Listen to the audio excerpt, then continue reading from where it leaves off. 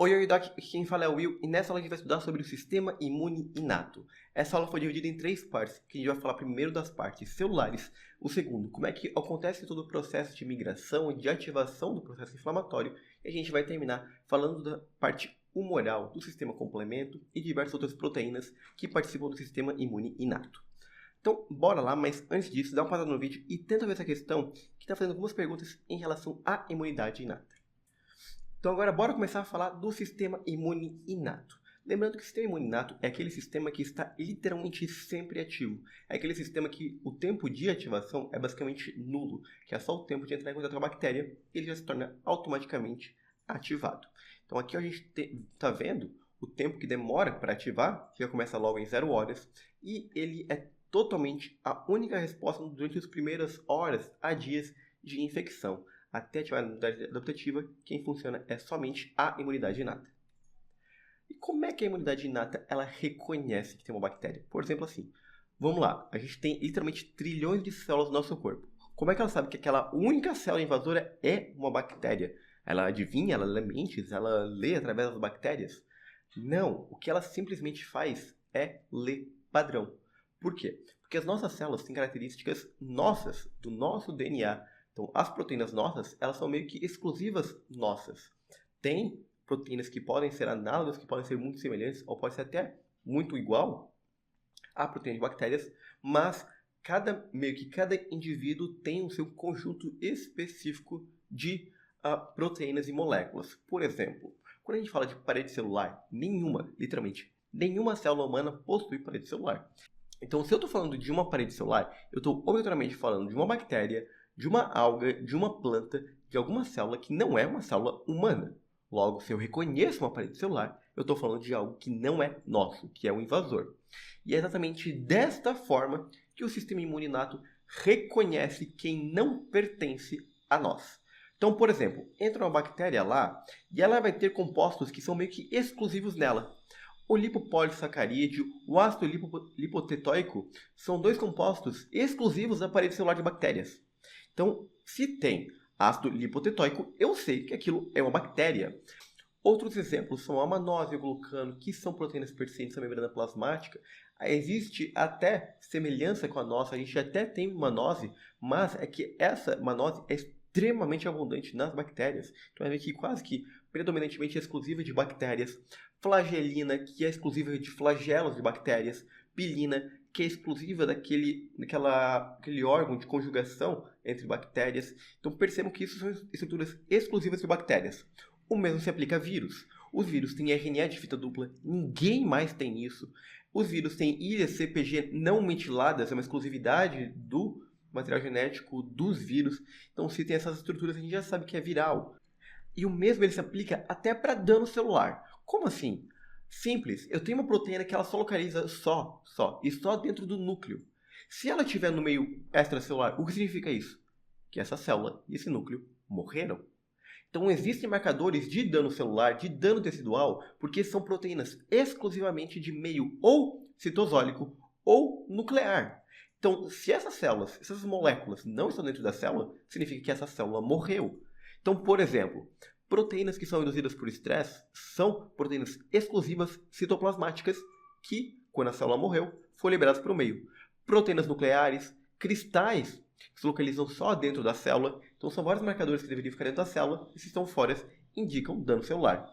Então, é assim que uma célula do sistema imune inato reconhece outras moléculas que não são normais, reconhecendo padrões moleculares.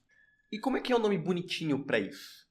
Para micro-organismos, para invasores, para patógenos, a gente chama de PAMP. Padrão molecular associado à proteína. A sigla em inglês, então geralmente a ordem é inversa. Mas ele também significa isso PAMP. Padrão molecular associado a patógenos. Se eu tenho um PAMP, logo eu tenho um patógeno, obrigatoriamente. Porque não existe PAMP em células humanas. Então, se eu estou vendo um PAMP, eu tenho certeza que eu estou vendo um patógeno. Tenho certeza que eu estou vendo uma bactéria. O mesmo se aplica até às bactérias que são da nossa própria microbiota. Porque existem bactérias que fazem parte da gente. Mais de metade das células que tem no nosso corpo não são humanas.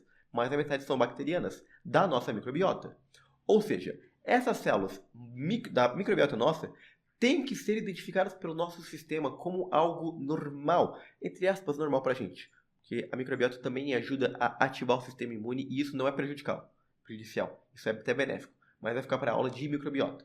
O importante é, a microbiota também tem um padrão molecular específico dela.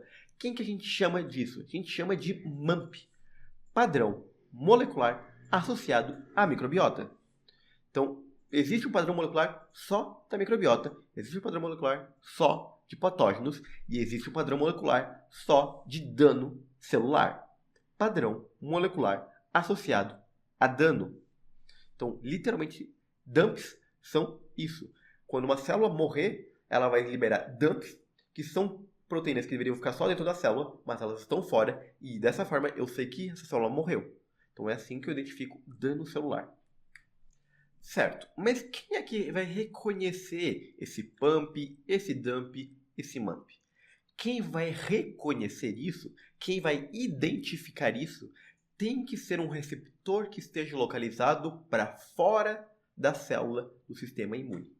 E não precisa ser só do sistema imune. Endotélio também tem que reconhecer, célula epitelial também tem que reconhecer. Então são várias células que podem reconhecer esses sinais, esses padrões moleculares. Quem reconhece a gente chama de PRR, receptor de reconhecimento de padrão. Então o MAMP, o PUMP e o DUMP são padrões. Quem vai reconhecer os padrões são os PRRs. E quem tem PRR? O PRR tem todas as células capazes de reconhecer padrão. É principalmente o sistema imune, mas não é exclusivo. Outras células epiteliais também possuem PRRs. E a partir do momento que um PUMP ele ativa o PRR ele vai ter funções pró-inflamatórias. Ele vai ativar a inflamação. Então é assim que, por exemplo, um macrófago ele começa a ativar a inflamação. O PRR do macrófago vai identificar que eu tenho ali um ácido lipoteitoico, que significa que eu tenho uma bactéria gram-negativa na região. Se eu tenho uma bactéria gram-negativa na região, eu tenho uma infecção, estou tendo uma invasão. Se eu estou tendo uma invasão, eu quero ativar a inflamação para matar essa bactéria. É assim que funciona o reconhecimento de uma invasão bacteriana. E a partir disso, a gente tem que tirar duas características extremamente fundamentais dos PRRs. Primeiro, os PRRs são genes herdados. O que isso significa? Isso significa que ele vai detectar substâncias específicas. E isso vai produzir genes e receptores específicos. Não muda ao longo das gerações. O receptor que reconhece ácido lipoteitoico, ele vai ser o mesmo. Não importa se for da minha mãe, do meu filho, de qualquer célula minha. Ele vai literalmente ser o mesmo. Segundo ponto disso, se ele reconhece somente genes específicos, ele vai reconhecer somente substâncias específicas. Então ele sempre vai reconhecer só ácido lipoteitoico. E é dessa forma que ele realmente cria um padrão. Então é um receptor literalmente de padrão, porque isso não muda. Padrão é aquilo que vem constante ao longo de várias repetições. Então vou dar um exemplo. Eu tenho uma bactéria que ela tem lipopolissacarídeo em sua parede celular. Eu vou produzir um receptor que só reconhece LPS de bactérias gram-negativas. E é assim que ele vai ser ativado. Ou, por exemplo, um vírus que tem RNA de dupla fita. Se eu reconhecer que tem um DNA de dupla fita, eu reconheço que tem um vírus RNA ali. Não tem como confundir. Então o padrão indica justamente quem eu estou identificando.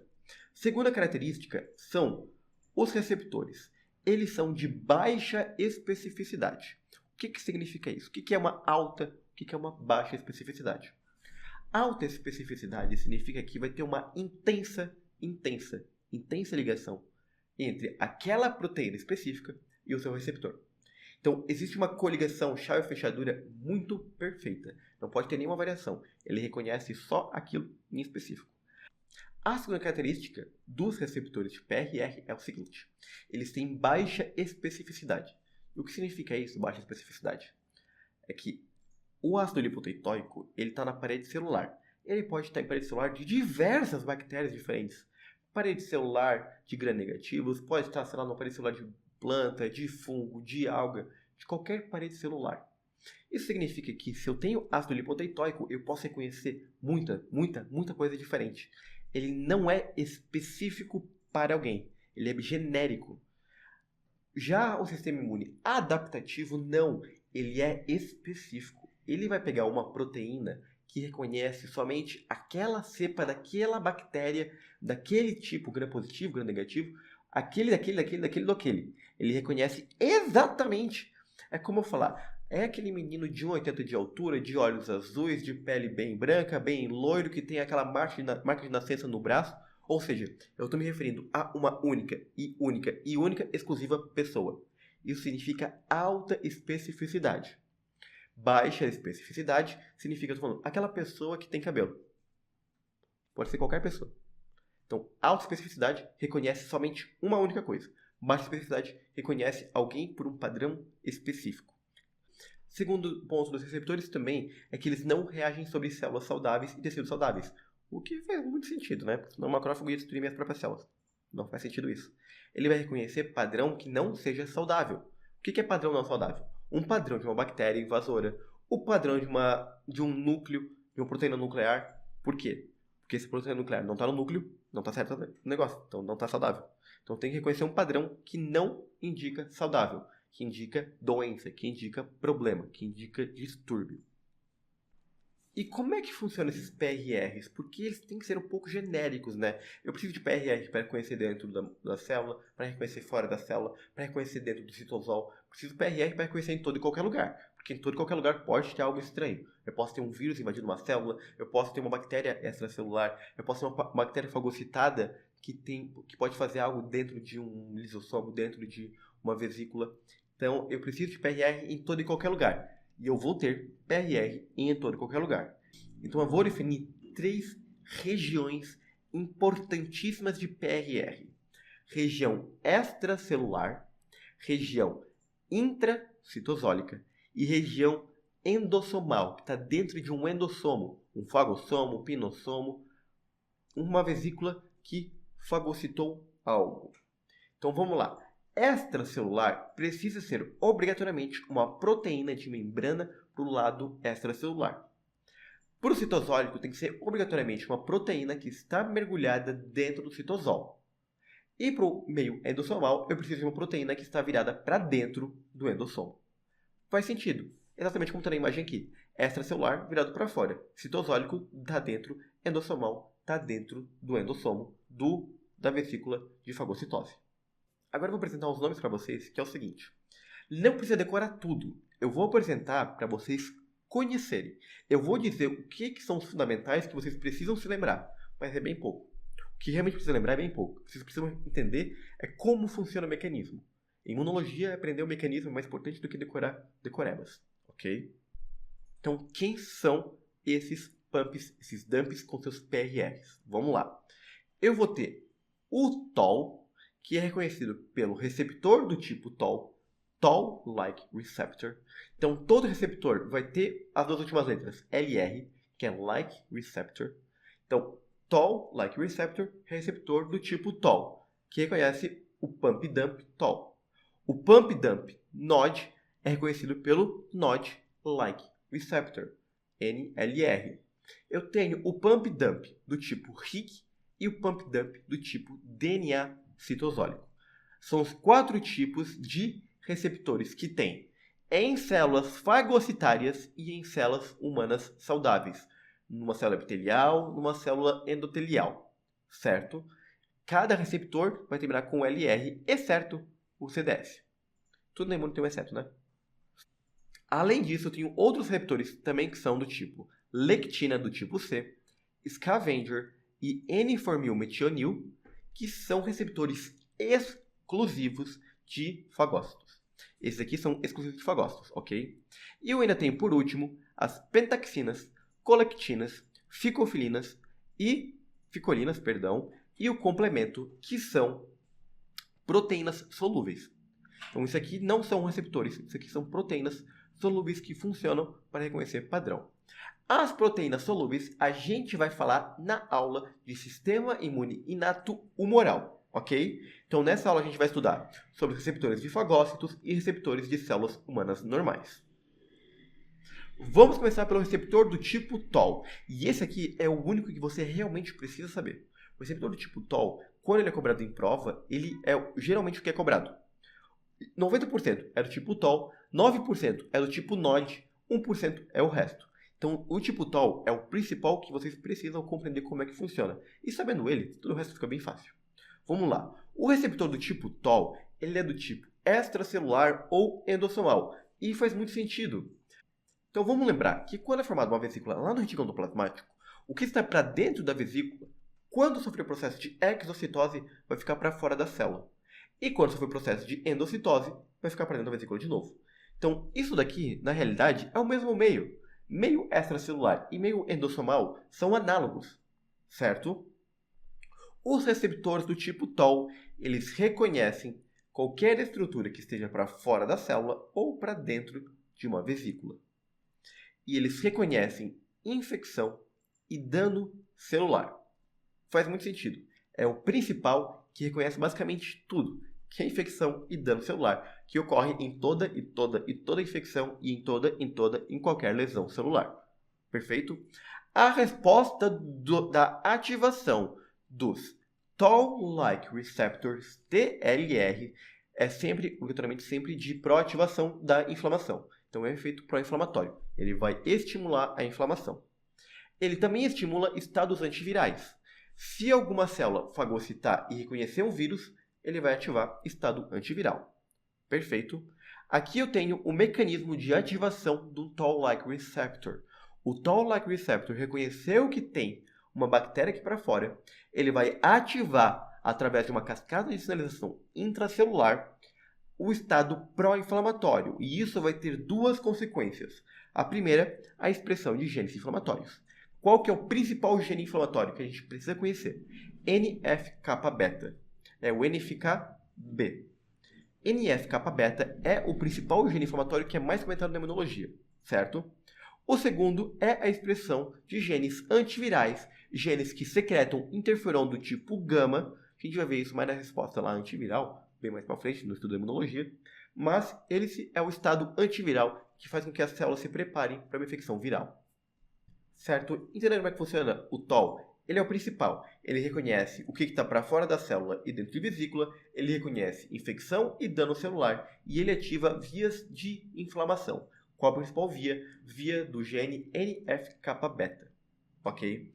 Próximo receptor, receptor do tipo NOD. Receptores do tipo NOD são chamados de NOD-like receptors, NLRs, e eles se localizam no meio citosólico.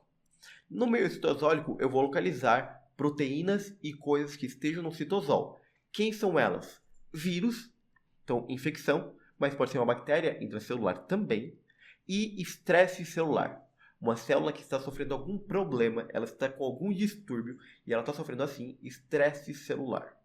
Células que sofrem estresse celular podem ir para a morte, porque é mais fácil eu matar uma célula do que eu deixar todo o meu tecido sofrendo estresse também. Então, às vezes, quando o estresse é muito grande, eu faço com que essa célula se mate. Como é que eu faço isso? Eu faço isso através dos receptores do tipo NOD, NOD-like receptor, NLRs. Ele reconhece o estado da célula e, se estiver muito estressada, ele ativa o gene caspase-1. Ele vai ativar as vias de morte de suicídio celular devido ao estresse. E isso tem um nome. Como é que é o nome? Quando o NOD ele está ativado, ele ativa o que a gente chama de inflamassoma. Inflamassoma é uma inflamação dentro da célula, ok? Então, inflamassoma é quando tem um processo de estresse celular, seja por infecção, seja por distúrbio. Quando o inflamassoma ele é ativado, ele ativa uma inflamação aguda dentro e fora da célula.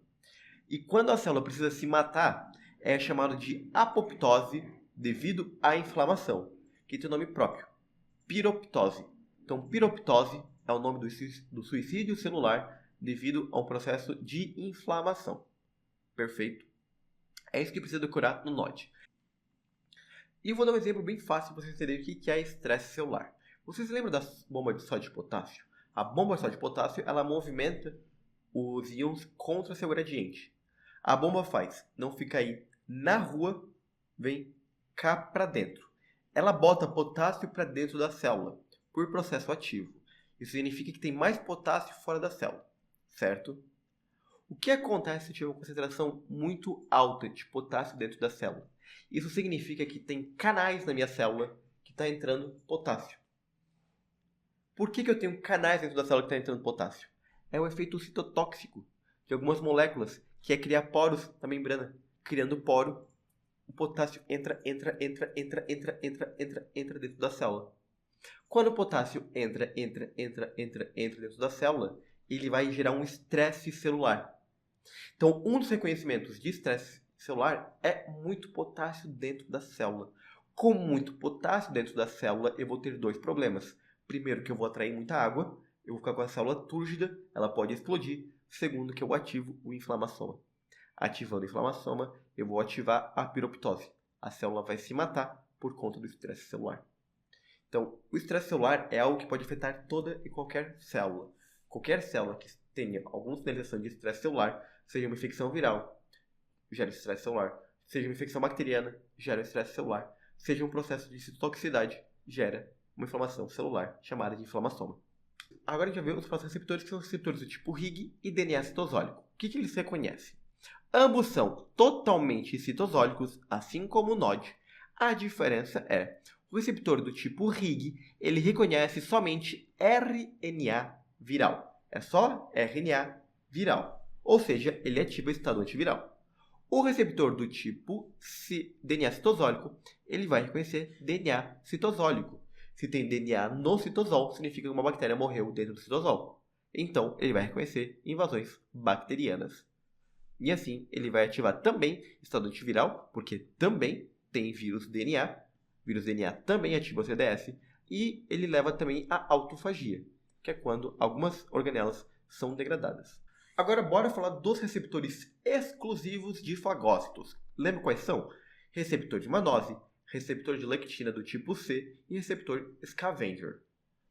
Esses três receptores, eles são exclusivos de parede celular de fagócito. Exclusivo de parede celular de fagócito. Eles são específicos para micro-organismos. Então, o scavenger vai reconhecer só a bactéria, mannose vai reconhecer parede celular só de bactéria, o lectina tipo C, mesma coisa. Ele faz a captação de micro-organismos extracelulares, que faz muito sentido. Por isso que ele está localizado para fora da membrana celular. Os nomes são muito chatos, mas a lógica dessa parte de imunologia é muito simples. É só receptores que reconhecem coisas específicas de bactérias de micro-organismos. A próxima característica muito especial do sistema imune inato são as barreiras. Para o micro-organismo ele entrar no nosso corpo, ele vai precisar passar por barreira física e barreira química. Quem são as barreiras? São qualquer coisa que dificulta a entrada da bactéria. Então, por exemplo, eu tenho uma barreira física de epitélio que está bem aderido um ao outro, então é difícil passar no meio. Eu posso ter uma camada de antibiótico por cima, vai ser uma barreira química. Eu posso ter vários linfócitos que capturam tudo que entra ali, então ele é um guarda, não deixa ninguém passar. Isso são barreiras. Então eu tenho três tipos de barreiras que estão localizadas principalmente na pele, trato gastrointestinal e trato respiratório, que são os principais expostos para o meio externo. Então, as barreiras podem ser de três tipos distintos: barreira física, barreira química e barreira celular. O que são cada uma delas? Então vamos começar falando das barreiras físicas. O que é uma barreira física? É uma barreira física. O próprio nome diz. Então é uma barreira mecânica. Ela forma uma rede, não deixa ninguém passar. Como é que é feita a barreira física? Um exemplo é a junção ocludente. Lá no epitélio vai ter junção que une bem as células. Unindo bem as células, não deixa ninguém passar no meio. Um segundo pode ser um epitélio estratificado. Eu posso ter tantas camadas de epitélio um em cima do outro que é difícil a bactéria passar no meio. Eu posso ter queratina. Eu posso ter muco. O muco prende a bactéria ali e ela não consegue escapar. Agora, a barreira química. O que é uma barreira química? A barreira química é algo tóxico para as células. Então, por exemplo, eu posso ter defensina, eu posso ter catelicidinas, que são compostos específicos que matam bactérias. São antibióticos naturais, posso assim dizer. Antibióticos que o nosso próprio corpo possui. Um exemplo deles é a lisozima. A lisozima ela é muito localizada principalmente nas lágrimas. Então, as nossas lágrimas são cheias de antibióticos naturais que matam naturalmente bactérias. Elas são tóxicas para as bactérias e também são moléculas que ativam o sistema imune quando necessário. E por fim, a gente tem a barreira celular. Quem que é a barreira celular? São dois tipos, ou até três tipos, de células que fazem barreira celular. É que o terceiro ele já é o sistema imune inato fagocitário. Então vamos falar que são precisamente dois tipos. Os dois tipos são linfócito T intraepitelial. E aqui que eu chego na primeira exceção. A gente falou que linfócito T ele é sempre do sistema imune adaptativo, né? Então, nem tudo. Nem tudo na imunologia é o que é, infelizmente. Existe linfócito T que é do sistema imune inato, que ele não tem uma grande diversidade de receptor. O que vai diferenciar o linfócito T inato do adaptativo? A capacidade de especificar para quem tu vai matar. Linfócito T do sistema imune adaptativo tem uma especificidade muito grande. Esse linfócito intraepitelial não. Ele reconhece moléculas genéricas, ele reconhece por PRRs genéricos o que são bactérias, o que são micro-organismos. Então, esse linfócito T intraepitelial, ele é do tipo sistema imune inato. E esses linfócitos intraepiteliais podem ser de dois tipos distintos. Receptor alfa-beta, que é o receptor clássico, é o receptor do linfócito T, que é bem clássico. Todo linfócito T normal, CD4, CD8, possui. O linfócito T gama-delta é um linfócito T que ele é diferente. Qual é a diferença do alfa-beta para o gama-delta? O alfa-beta reconhece somente proteínas. Então, o receptor do tipo alfa-beta, que é o clássico, reconhece somente proteínas. Linfócito T só pode reconhecer proteínas. Ele não reconhece nada que não seja proteína. Linfócito do tipo gama-delta, ele reconhece substâncias não proteicas. Ele reconhece açúcar, ele reconhece lipídio. A diferença é que o linfócito gama-delta não gera resposta de memória. Não gera resposta específica. Receptor do tipo gama-delta é algo pertencente ao sistema imune inato. Então, existe gama-delta, existe alfa-beta, que é inato, mas a grande maior parte é adaptativo. Mas todos os gama-deltas são inatos, não são adaptativos. Eu sei que ficou um pouquinho confuso, mas infelizmente a imunologia tem algumas exceções que são chatas. Essa é uma delas, ok? Só lembrar que gama-delta não é adaptativo, é inato, certo? Agora bora falar de como é que funciona a fagocitose dos fagócitos. Os fagócitos reconhecem as bactérias e vão fagocitar elas através daqueles três receptores que eu falei, o scavenger, mannose e lectina tipo C. Eles também possuem do tipo TOL, do tipo NOD e tudo mais, mas quem vai fagocitar é esses três tipos. E a partir do momento que eles reconhecem e são ativados, eles vão fazer um endossomo, um fagossomo. A partir disso, eles vão fundir o lisossomo com o fagossomo e formar um fagolisossomo. Esse fagolisossomo, ele tem várias enzimas que podem matar a bactéria. Eles principalmente matam através de espécies reativas do oxigênio, H2O2, o superóxido, o radical hidroxila, e também matam através de óxido nítrico, então o NO. Então, através do óxido nítrico, também é possível matar as bactérias. E vamos falar agora da função especial de um fagócito, que é o neutrófilo, o processo de netoses.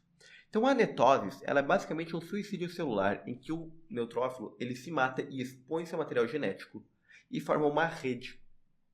Então, ele funciona como um homem-bomba. Ele vai se matar e vai botar para fora todo esse conteúdo de DNA com todas as histonas e várias outras grânulos, várias outras vesículas também vão se estourar e vai liberar muita lisozima, elastase e defensina, antibióticos naturais. Então, ele se matando e expondo o DNA para fora, observem aqui 4 neutrófilos, 2 já perderam totalmente o seu DNA, 2 acabaram de estourar, estão perdendo agora seu DNA. Esses 4 vão formar uma grande rede. E essa rede, eles vão ir para frente e a rede vai matando as bactérias. Então vai sequestrando bactérias e fungos e vai matando eles. Então agora bora falar das células linfóides inatas. As células linfóides inatas, como a gente vai ver no futuro, elas são análogas às 3 divisões principais do linfócito T auxiliador. O que é essas divisões? É o seguinte, o linfócito T auxiliador ele pode se diferenciar em diversos tipos de linfócitos diferentes. Ele pode se diferenciar em linfócito TH1, TH2 ou TH17. Esses números se referem à interleucina que vai ativar eles. Quem ativa a 1 é o interferon gama, o IL-1, o IL-6. Quem ativa o TH2 é o IL-4, IL-5 e IL-13. Quem ativa o TH17 é é o IL-17, IL-22 e por aí vai. Então, esses números, o que eles definem? Eles definem qual o tipo de via que eu vou ativar. Cada um deles é para um tipo de sistema imune diferente. O tipo TH1 é exclusivo de bactérias e vírus intracelulares. Tudo que é TH1 é intracelular.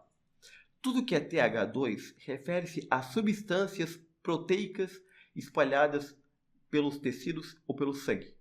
Então, por exemplo, alergias e também para vermes. Então, TH2 é para vermes e processos alérgicos. TH17 é para tudo que é extracelular. Pode ser bactéria, pode ser fungo, pode ser o que tu for. Desde que ele não seja entrado dentro da célula, é TH17. E a ILA, a ILC é exatamente igual esses três tipos. A ILC1 é do tipo TH1, a ILC2 é do tipo TH2, a ILC3 é do tipo TH17. Quando eu falo do tipo, eu falo que ele secreta as mesmas citocinas. Então, qual a diferença de uma célula linfóide inata para uma célula linfóide adaptativa? Porque linfócito adaptativo é só se chama de linfócito. Linfócito inato pode ser do tipo célula linfóide inata, como o próprio nome diz. Então, a diferença é o receptor.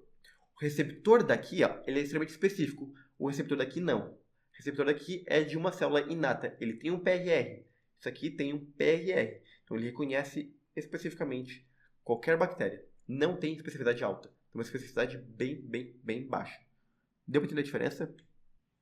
Próxima e última célula, célula Natural Killer, célula NK. A célula NK é também um tipo de linfócito, como a gente viu na aula de diferenciação celular. A célula NK ela vai ter uma grande função que é induzir as células à morte. Essas células induzidas à morte são células exclusivamente nossas. Então, exclusivamente, ele vai matar nossas células. E vale destacar que a célula NK ela é um tipo especial de célula ILC1. Ela mata células nossas que estejam com algum problema intracelular. Pode ser infecção intracelular, pode ser erro de célula ou pode ser célula tumoral. Pode ser qualquer uma dessas três tipos de células. Então, matar células infectadas, ativar classicamente macrófagos e combater tumores. E como é que ela atua? Ela vai atuar com um equilíbrio de balanço negativo e balanço positivo. Que balanços são esses? Seguinte, toda célula vai apresentar receptores que induzem sua morte e receptores que deixam ela viva. Enquanto tiver em equilíbrio, eu tiver tanto receptor que induz a vida quanto induz a morte, a célula não morre. Agora, se eu perder receptor que induz a vida, essa célula morre. Se eu ganhar receptor que induz a morte, essa célula morre. Então ela pode ser morta de duas formas. Se ela tiver o receptor de ficar vivo e morto ao mesmo tempo, ela fica viva. Agora, se ela ganhar muito receptor que induz a morte, ou se ela perder muito receptor que induz a vida, ela vai ser morta pela NK. Deu de entender? A NK vai ver o balanço. Quem que é o principal receptor que induz a vida? MHC do tipo 1. Toda célula humana tem MHC do tipo 1, exceto hemácia. Mas toda célula humana tem MHC do tipo 1, como a gente vai ver mais futuramente, na aula de receptores. Então, toda célula humana saudável, ela tem MHC classe 1. Então, toda célula humana saudável não vai ser morta pela NK. Quem perde MHC classe 1? Células tumorais e células que estão infectadas. Elas podem perder a capacidade de gerar MHC classe 1, ou elas podem expressar pelo MHC classe 1 proteínas anormais. Também é um sinal de morte celular. Então, percebam a importância desses receptores. E, por fim, a última ativação da célula NK é através do anticorpo IgG. O IgG ele pode se ligar a uma bactéria e marcar essa bactéria para ser morta, para ser destruída.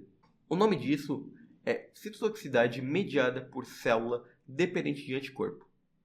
A gente vai ver isso na aula exclusiva de anticorpos, a gente vai falar sobre isso mais, mas essa é uma característica especial das células NK pelo IgG. Agora que a gente terminou a aula, bora revisar a questão que a gente viu lá no início da aula. Com relação à imunidade inata, é correto afirmar. Então, letra A. A imunidade inata é o tipo de resposta que confere proteção a um número limitado de antígenos? Perfeito.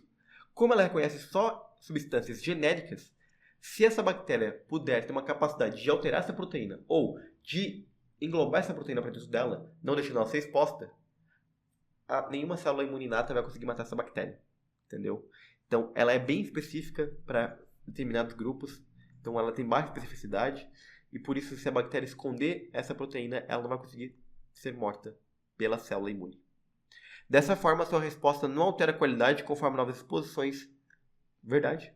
A célula imune inata não se adapta a lugar nenhum. Ela não muda, ela sempre é a mesma. E não tem resposta imediata. Aí que é falso. A resposta imune inata é imediata. Não existe isso de demorar para responder. As células NK são um subtipo importante de célula linfóide de imunidade inata? Sim. É um tipo específico de LC do tipo 1, que ataca células invadidas ou tumorais. Sua principal característica é a destruição de células do hospedeiro sabidamente infectadas por vírus. Sabidamente infectado por vírus é linfócito TCD8. A MHC não é sabidamente infectada por vírus. Ela só ataca quem não tem MHC classe 1. Então, quem não tem MHC classe 1 é morto pela NK, obrigatoriamente. Então, ela não é sabidamente infectada por vírus.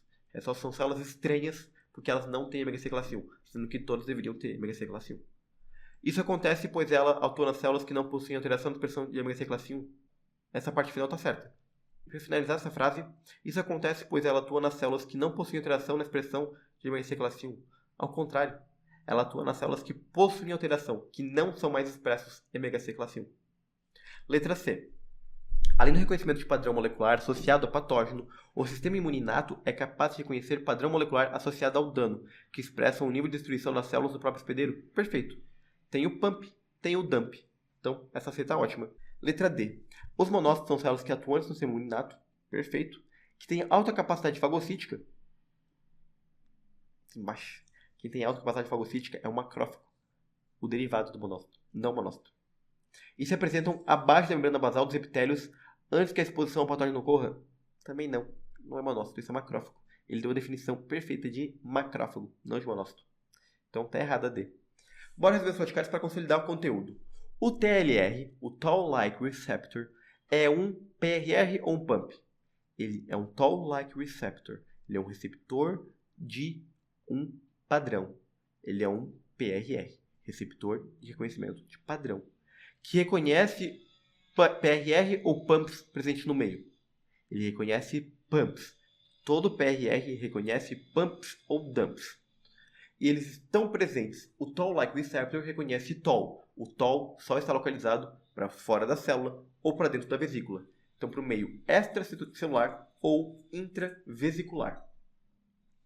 O Nod-like Receptor, NLR, reconhece sinais de parará e parará. Ele reconhece sinais de invasão e reconhece sinais de estresse celular. E quando ativados, geram inflamassoma. O inflamassoma, por sua vez, pode gerar o processo de morte celular por inflamação, a piroptose. Quais são os requisitos para uma célula NK destruir uma célula? A gente viu.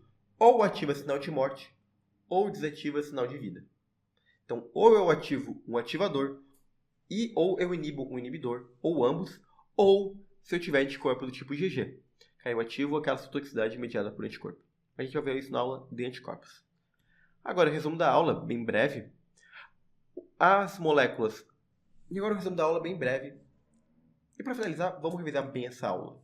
Para a gente reconhecer que tem um invasor, a gente vai reconhecer PUMP e DUMP, padrão molecular associado a patógeno ou dano tecidual. Ele vai reconhecer através de sinais específicos de invasão ou de morte celular. E esses sinais vão ativar os PRRs, receptor de reconhecimento de padrão. Isso vai gerar todos os mediadores inflamatórios que vão recrutar células imunes e assim vão ativar as células fagocitárias e as células citotóxicas. E essas são as referências utilizadas na aula.